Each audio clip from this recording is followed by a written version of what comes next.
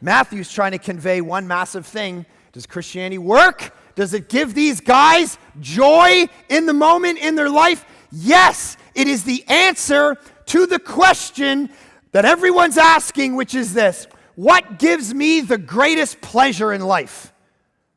That's the greatest motivator in your life, is what gives you pleasure.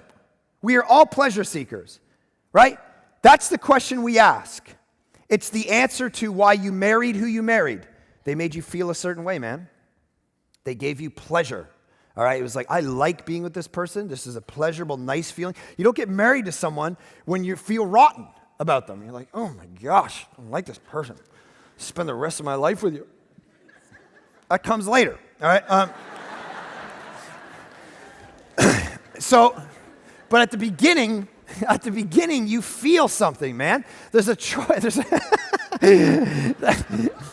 There's a choice that you make, man, and you're like, this is because of, there's this pleasure, there's these synapses in your brain that are going off, because we're all pleasure seekers. It's the reason you're going to go eat lunch where you're going to eat lunch today. It's the reason you sat, whatever it is, pleasure and joy is the greatest motivator in life. It's the reason why we do. Now, don't separate that from Christianity as if Christianity is something else. What the scriptures say is, listen, we try to find, this is what one scholar has called Christian hedonism. He says it's okay, because this is the fundamental thing of our life, is that we're trying to find exceedingly great joy. We're trying to rejoice exceedingly great. We're trying to find pleasure. And the Psalms just burst with it. They're like, I find my delight in you. I find pleasures forevermore in you, in you, in you, in you. And here's the thing. So don't stop at the things that you look to try to get pleasure. Sex, money, status, whatever it is. You look to those things to get pleasure. All these things are pointers, because where are you going to find it? Where the Magi found it, in Him. They meet Jesus. They get jacked up excited